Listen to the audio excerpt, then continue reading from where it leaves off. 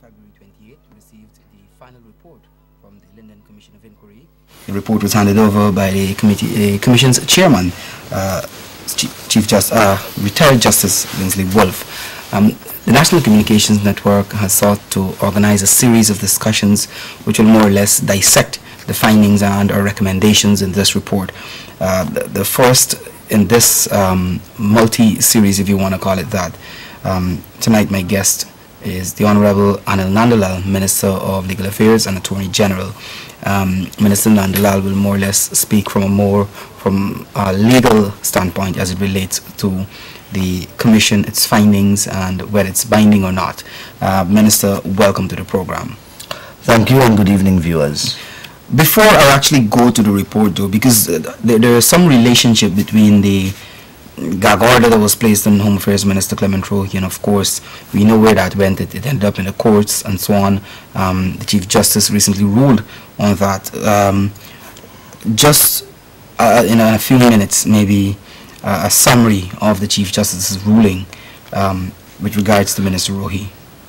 Well, once again, the Chief Justice in his final ruling, because you know he gave one ruling before that, again vindicated the position of the government that Minister Rohee ought not to have been gagged, and that the motion to gag Minister Rohee is one that collides with the Constitution and the prohibition which consequently was placed upon Minister Rohee's right to speak in the National Assembly was declared to be unconstitutional.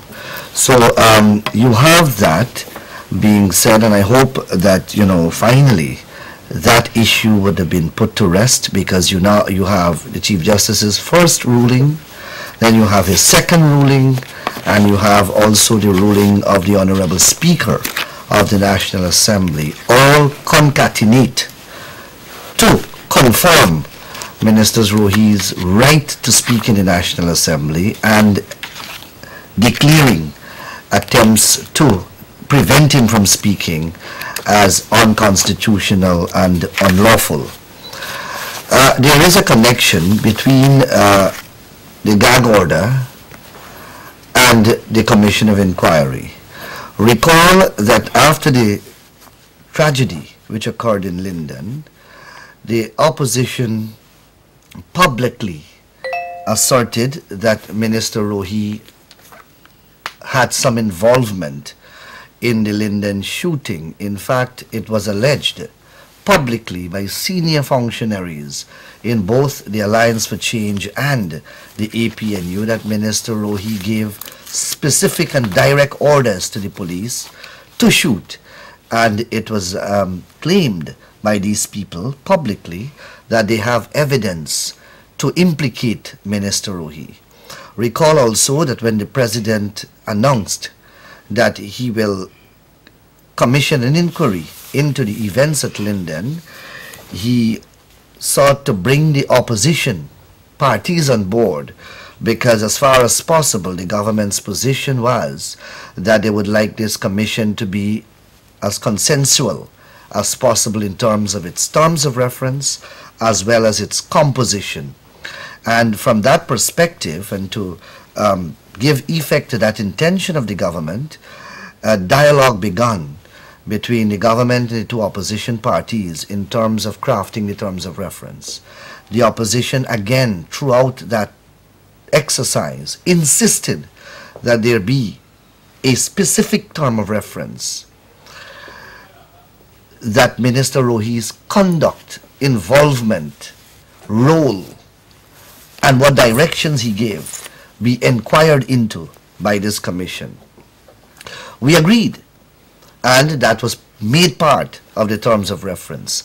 In terms of the composition of the commission itself, the opposition again insisted that there be a foreign complement on the commission, and of course we included that foreign component, and so much so that a majority, 3-2, of that commission consisted of persons who came from outside of Guyana. The commission as a whole consisted of a former Chancellor of the Judiciary of Guyana, a former Justice of Appeal of Guyana, a former Chief Justice of Jamaica, a distinguished lawyer in Jamaica, and a distinguished lawyer and senator in Trinidad and Tobago. So you had, and the government did not handpick these people. We engaged a process which involved CARICOM, and these names came out through a consultative process, and they were selected after dialogue with the opposition. So as far as possible, we tried at both the embryonic stages as well as when we were actually bringing this commission into being and getting it to function, we tried our best to ensure that all the political parties had an input, and we had the Commission of Inquiry. Notwithstanding the decision to have the Commission of Inquiry, notwithstanding the decision that all parties participated in crafting the terms of reference and in composing this commission, and notwithstanding the fact that we agreed that the Commission will inquire into whatever conduct Minister Rohee had in this Linden tragedy, the opposition, even before the Commission began to do its work, moved a motion in the Parliament seeking to declare no confidence in Minister Rohee, specifically because of his alleged involvement in the Linden tragedy. During the debate, and a debate ensued in the National Assembly, as the nation is aware, during the debate, all the speakers on the opposition side, and there were many, dozens, all of them asserted that they had evidence to implicate Minister Rohee in some wrongdoing. And of course the government side was arguing that, look, to do this now is preemptive and would seek to undermine the work of the Commission, because the Commission, part of its mandate is specifically to deal with whatever allegations there are in relation to Minister Rohee vis-a-vis the Linden tragedy. Our arguments fell on deaf ears, and that motion was passed. So there is a context in which this gag order was placed. Now at the end of the process, you find that the Chief Justice has exonerated Minister Rohee in terms of his right to speak. The Speaker has done similarly, and the Commission of Inquiry has exonerated Minister Rohee absolutely from any blame whatsoever. So, I mean, so that, you know, we can begin by putting those issues to rest. Well, you touched briefly on the Commission of Inquiry exonerating the Home Affairs Minister, bearing in mind all of these arguments that were raised, these positions that were held by some who thought that the minister was somewhat involved. But I want to take you off a little from the issue of the minister's involved. I think that was well ventilated. The facts are out there. The information is out there. Persons would have known what was the Commission's position as it relates to the Home Affairs Minister. But I think the other issue that is now breeding some level of a contention is that of compensation, based on what the commissioners have recommended. Dr. Roger Luncheon, head of the Presidential Secretariat, said today that the government accepts whatever recommendation as it relates to compensation as outlined in the report. Your initial thoughts as it relates to the compensation that agreed to? Well, I wish to begin by reiterating again the qualifications of the persons who constituted this commission. As I said before, there was a former Chancellor of the Judiciary. You have Justice of Appeal, Claudette Singh, a former Justice of Appeal of Guyana. You had a former Chief Justice of Jamaica. And you had two very distinguished and abled jurists and lawyers in their respective jurisdiction.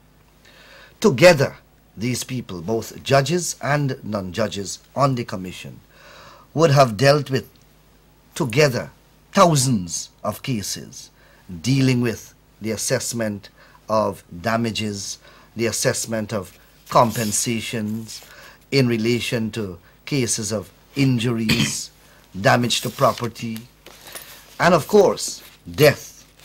So one cannot disregard the individual and collective experience and judicial experience of the person who constituted this commission. Having said that, of course, the government's position is that, we have appointed this commission, the President has appointed this commission, and the commission has rendered its report, and it is incumbent upon the President and his government to comply with the report in every respect. And the head of the Presidential Secretariat has so confirmed. Yes, I am aware that there are persons out there who are making the case that the compensation was inadequate. But I am not going to second judge those distinguished jurists who, in a detailed document spanning some 80 pages, explained how they arrived at those compensatory awards. The lawyers who represented those deceased persons and those persons who claimed compensation were given adequate opportunities to adduce evidence relevant to the issue of compensation. In any judicial inquiry or any inquiry of any type, decisions, rulings, conclusions are arrived at based upon the existing evidence which is available. It is impossible for anyone to contend that human life has a particular value. It doesn't. Monetary value. It doesn't. So over the years, legal principles had to have been evolved, which are normally employed in assessing compensation when death results, when personal injuries results, and when destruction of property results.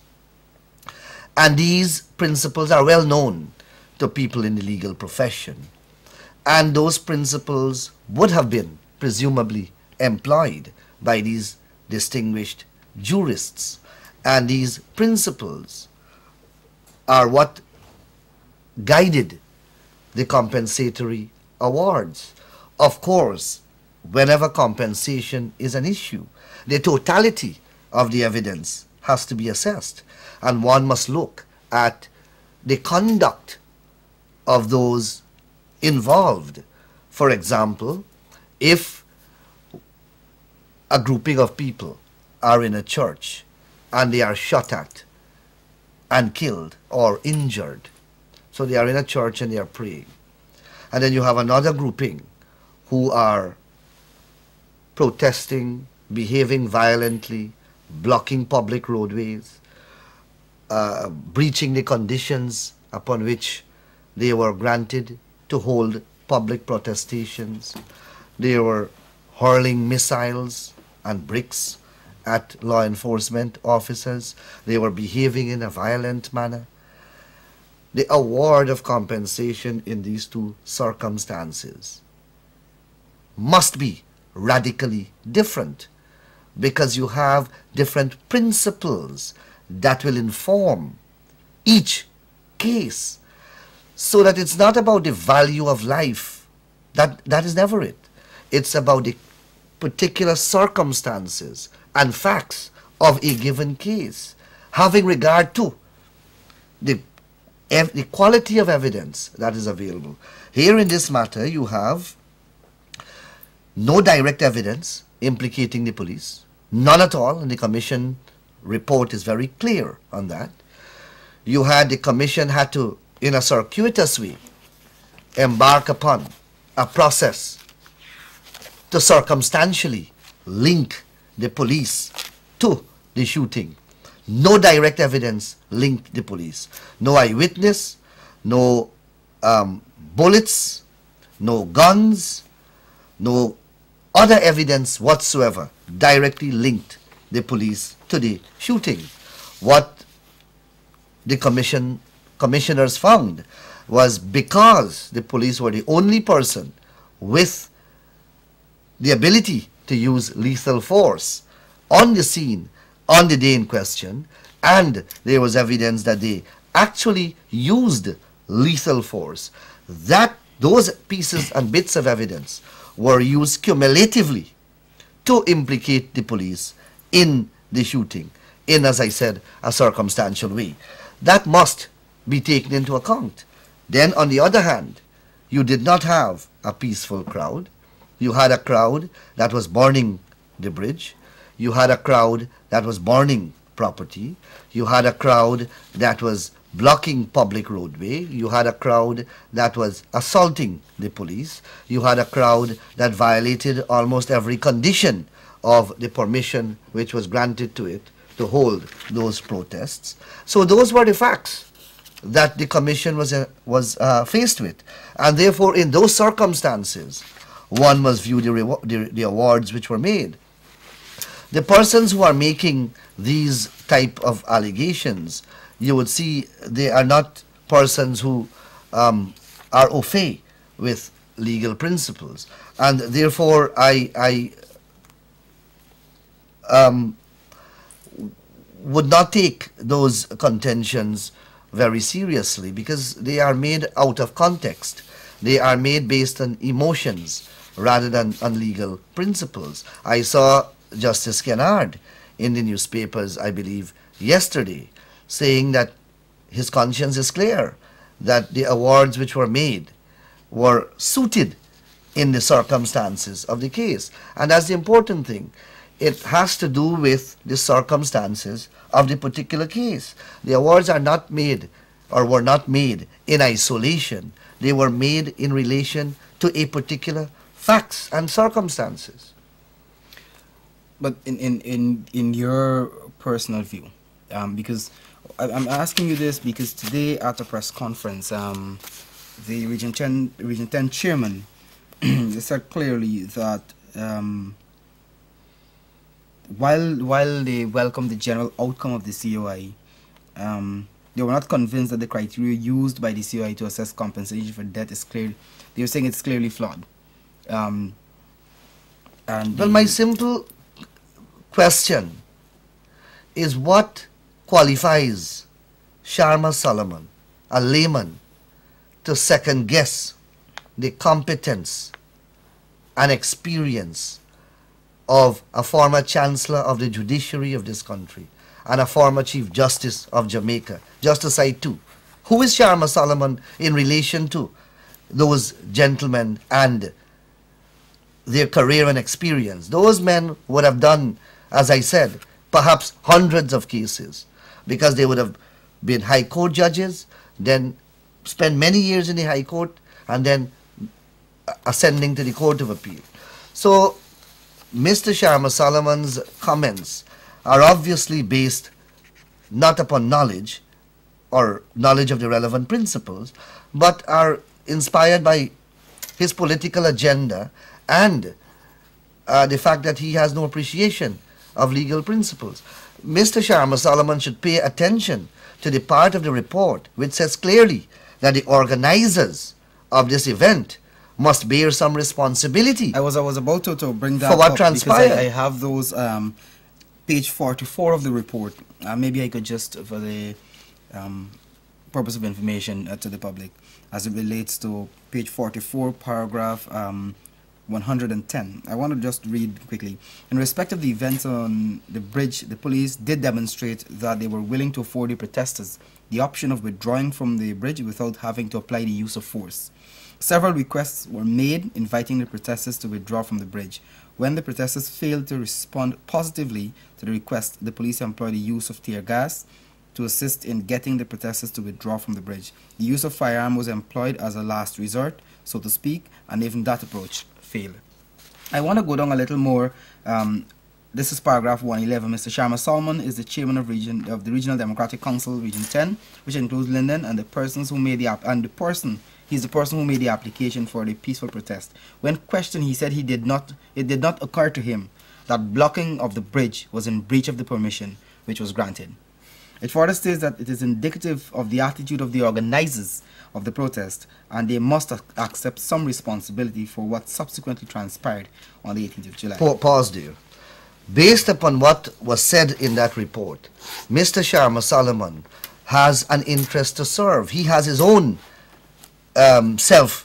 he has himself to protect and defend, because the commission found very clearly that, firstly, the police employed a series of strategy before resorting to legal force. They used a loudhailer and they called several times for several hours for those persons to retreat. Instead, the persons advanced. They used tear gas.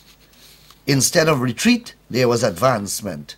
And they were the leaders who were present and who were encouraging the persons to go ahead. And you have Mr. Sharma Solomon again saying in his evidence to the Commission of Inquiry that, yes, they violated the permission. They blocked the bridge, and he had no permission to block the bridge. And so that, and that is why the commission found that the organizers of this event must hold responsibility for what happened as well. Because, and later on in the report, the commissioners said very clearly also that had it not been for the organizers of this event and their failure, first of all, it's right here. The view is that had the protesters responded favorably to the withdrawal request made by the police, the result of the event would have been completely different. Yes, no, but even they said also somewhere in that report that if the event was not organized in the first place, then this would not have happened. Secondly, having organized it, if the organizers had marshaled and controlled their crowd in the manner required by law and ensured that the permission which the police granted were observed, then this entire unfortunate episode could have been avoided.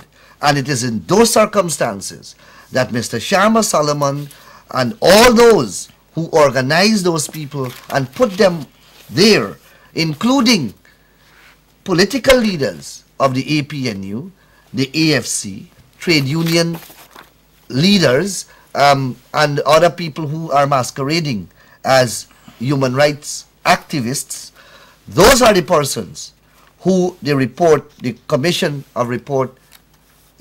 of Inquiry report says also should be held responsible. So when they are making these statements about low compensation and so on, they should answer to those people.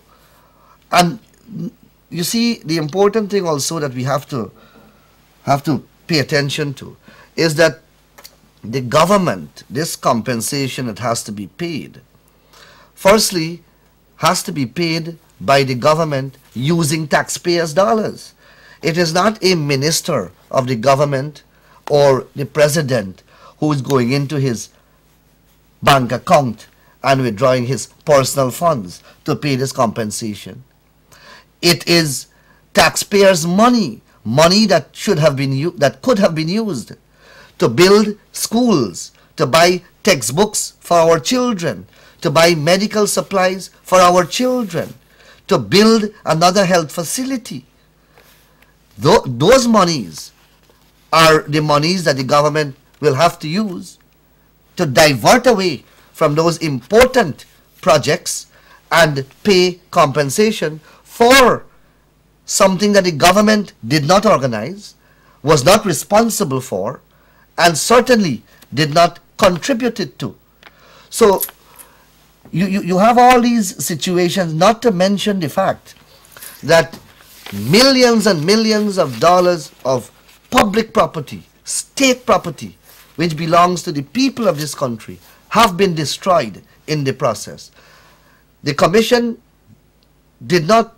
report did not deal with that. They did not award compensation because they said that they will not award compensation to the state for the state to pay itself. They found that to be irreconcilable. But the fact remains that millions and millions of taxpayers' money will have to be used to rebuild the Linden Secretariat, to rebuild all the buildings that were damaged, to rebuild the roadways which were damaged, all the private people properties that were damaged. The government has to find money and use taxpayers' money. The ordinary public servants in Georgetown, the monies that are deducted from their salaries as taxes and should be spent to improve their lives, now have to be spent to repair what has been damaged in Linden, not because the people of Georgetown or the people of Berbice or the Amerindian people in the interior had anything to do with this, what happened at Linden. The organizers are responsible for that.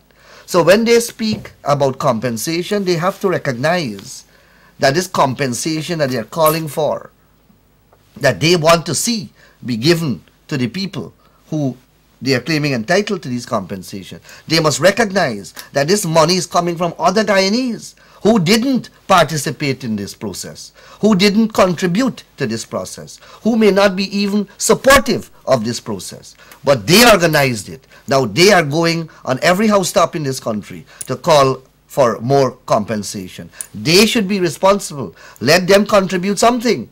The commission found them partially responsible. So the state will pay some and let them pay some too. You won't hear them say anything about that. But let me ask you this, since you're talking about the compensation and the call for more, again today, Mr. Solomon said at the moment they're weighing their legal options as it relates to push more or less for higher compensation, especially for those who died. From a legal perspective, what are the possibilities, bearing in mind it's a commission that was established by some sort of agreement, by a form of agreement among the parties involved? I don't believe that the fact that we have had this commission will preclude anyone else or anyone from going to the court to seek compensation. Of course, if that occurs, then the amount of money that is paid now will have to be taken into account by whichever tribunal has to assess compensation again. So to answer your question quickly, I suppose yes, they can go to the court to seek compensation. The government also reserves the right, having regard to the foundational evidence which is in the report, that the organizers of this event, and they are named, the organizers of this event are partially responsible. The government also reserves the right to go to the court and file proceedings against these very people. Also for loss of life, also for injuries to the people of Linden, also for damage to state properties. Because when anyone dies, the state can assume responsibility in relation to that death. So it's not where Mr. Solomon believes that he has some kind of exclusivity over the issue of going to court. The government can go to court as well and sue him and others who were part of the organizational mechanism that put this entire tragedy into effect. I want to take you back again. I'm kind of harping here on what Mr. Solomon, because this is his very first public statement, if you want to put it that way, on the findings of the report and the Region 10 administration's position. But this one is a bit, it got me a little. He's saying here, if I should quote again, it was short-sighted of the Commission to ignore events leading up to July 18. Had they examined these, they would have appreciated that man's innate desire to be respected would influence his actions. Now, in essence, here, I correct me if I'm wrong, but I can recall discussions about events leading up to, including that as one of the terms of reference. Let me put that into perspective. when we decided to have the Commission of Inquiry and we began to speak about the terms of reference, the opposition political parties emphasized that they do not want the Commission to extend to events leading up to the protest. They did not want that. And they insisted that the report, the terms of reference, be confined to the day, July the 18th. We, the government, wanted it to be before July the 18th, to take into account the facts and circumstances and the role of the political parties, politicians and leaders, which led to the events that culminated in July 18th. The opposition objected because we wanted to show that we had an agreement at a bilateral level, a bipartisan level, during the budget talk between the government and the leader of the opposition in relation to the imposition of tariffs, electricity tariffs for Linden. We had an agreement as to how these electricity rates were going to be implemented, what the rates were going to be, and in what manner it was going to be implemented over what period of time. It was a long agreement. Both sides, the government and the APNU, sat down and worked out a statement. That statement was read by Prime Minister Sam Hinds in the Parliament. The leader of the opposition was sitting right there, and the entire opposition. The document that Prime Minister Sam Hinds read from was a document that had even the handwriting of the leader of the opposition. And we have the document. We can produce it. I say that to you to demonstrate that we had an agreement between the government and the leader of the opposition, the main opposition, at least in relation to electricity tariffs. When that statement was read out, shortly thereafter, something was put, I believe, on the Amarara waves that the APNU sold out the people of Linden. And then Mr. Ramjatan, I believe, of the AFC made a similar statement. And then the leader of the opposition stood up in the Parliament and said that he did not agree with the statement that Prime Minister Sam Hinds read nearly an hour and a half before that. Nearly an hour and a half had passed between the time that Prime Minister Sam Hinds read the statement and the time that the opposition, leader of the opposition, stood up to say that that was not the statement which they agreed to. And that is what led to what happened in Linden. And we also wanted to show the role of the leaders on the ground, what they were saying and how they were encouraging people to come out on the road, and what they were saying to those people, what they should do when they come out on the road. We have all those things documented, and therefore we wanted the commission to inquire into events before July the 18th, but the opposition said no, and we, the government, accepted that. So for Mr. Solomon... But wasn't Mr. Solomon part of that discussion as it relates to the entire process of the Commission I of cannot Inquiry? recall Mr. Solomon personally being there, but I presume that Mr. Solomon, who is an agent of the APNU... His party was involved in the process. His party was involved. Several members of his party was involved. So I don't know how he can unilaterally now make such a statement, completely unfounded and completely out of context with what transpired. I can recall some time back you had said there was some plot afoot to more or less discredit the report, the final report of the Commission of Inquiry. Having examined Mr. Solomon's statement and some subtle statements coming from some members of the opposition and some members who are not in support of if I could put it, what happened in Linden on July 18 or July 18 beyond or even before.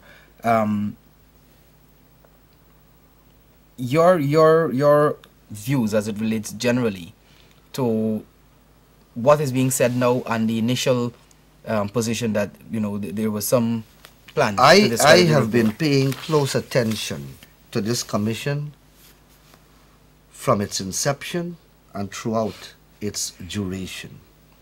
I have examined the various moods of the opposition as this exercise was progressing. When this thing started, and those who were paying attention, I am sure will agree with me, when this thing started, it started with an agenda to get Minister Rohee implicated. That was the first and most paramount consideration, to get Minister Rohee implicated. Yes, the deaths of the people in Linden and the injuries which were sustained by those people was used as a platform, but everything, in my view, was driven by a political agenda to implicate Minister Rohee in the shooting at Linden. The compensation for those people who died and for those who were injured was a secondary issue. And if you recall how the commission commenced, the opposition and the lawyers who were there, they began full throttle to try to adduce evidence to implicate Minister Rohee. It is when they abysmally failed to do so, to get any credible evidence, and they went all in England and brought experts. They went to Trinidad and they brought experts. When all failed to implicate Minister Rohee, then you found some kind of deliberate and intensified effort directed to getting compensation for those people, the people who were injured and the people who died. That aspect was secondary. The primary focus was to get at Minister Rohee. When that failed, I knew from then they started to doubt the Commission of Inquiry. Since then, when they were unable, the Commission didn't make any ruling at that time. They were embarrassed because they abysmally and abjectly failed to adduce any credible evidence to implicate Minister Rohee. You find all sorts of problems started to arise. One lawyer walking out of the commission, and critical statements started to be made by persons in the press, by letter writers in the newspapers. All of that happened when they did not get any evidence to implicate Minister Rohee. And then the whole mood shifted, and then there was because the only issue left now after that was compensation of the people and trying to implicate the police. And that is how those issues became of some greater moment. They were not the paramount issues at the time when the commission started. They were not. Minister, there are quite a number of various areas of this report that we can discuss, but I know time is going from us. We practically were able to shed at least some initial light on the issue of compensation and that of exonerating Minister Rohee. But your final thoughts, we have just about a few minutes more, your final thoughts as it relates to the findings and in a general sense. Well, the report, the Commission of Inquiry has come to an end. The report has been presented. I don't think that when we began this process, we expected the report to please everyone. But the report is there. The government accepts the report because we commissioned the inquiry. We acceded to the request of the opposition to bring foreign people. It cost the people of Guyana a tremendous amount of money to finance the holding of this Commission of Inquiry. But it was a tremendous learning process, and many, many issues which were hanging in the air. What was the role of Minister Rohee? What was the role of various police officers? What was the role of the police generally? How did the protesters, if at all, contributed to what transpired that day? What role did the leaders and organizers of that event play in the whole process? All these issues were dilated upon, were deliberated upon by the Commission of Inquiry, and the report touches all of those matters in, I believe, a commendably detailed fashion. Significantly, once again, we see the irresponsibility of political leaders coming to fore. We have had an unfortunate history of politicians bringing out innocent people on the streets, misleading them, misinforming them, putting them on the streets to protest, without managing the crowd properly, without mobilizing properly, without exercising the requisite disciplinary control over these crowds. We find invariably, and regrettably so, these crowds spinning out of control ever so often, and you have tragedies happening. Significantly, on almost every occasion when this unfortunate scenario unfolds, not a single time I can recall a leader or an organizer being injured. When the firing of bullets and the violence erupts, the leaders are never around. When that misguided one, Mark Benchcup, led some people into the office of the president some 10 years ago, again, several innocent people lost their lives. He was not around when the shooting took place. You have the event at Linden again in 2013. You have innocent people who are the victims again. The organizers were not around again. So I hope that, and I'm sure that Guyanese are intelligent people, and they would observe these events and they would learn not to be misled by irresponsible politicians. Minister, I want to thank you very much. I think you've set the tone for the upcoming or the other parts of this discussion, which would include, of course, legal professionals who understand, who can interpret the report, members of the opposition, members of the government, and possibly members of civil society, as we continue to dissect and flesh out the essence of the report and the findings of the Commission of Inquiry. So again, Minister, I want to thank you very much, and I want to thank you very much for joining us. Thank you and good evening.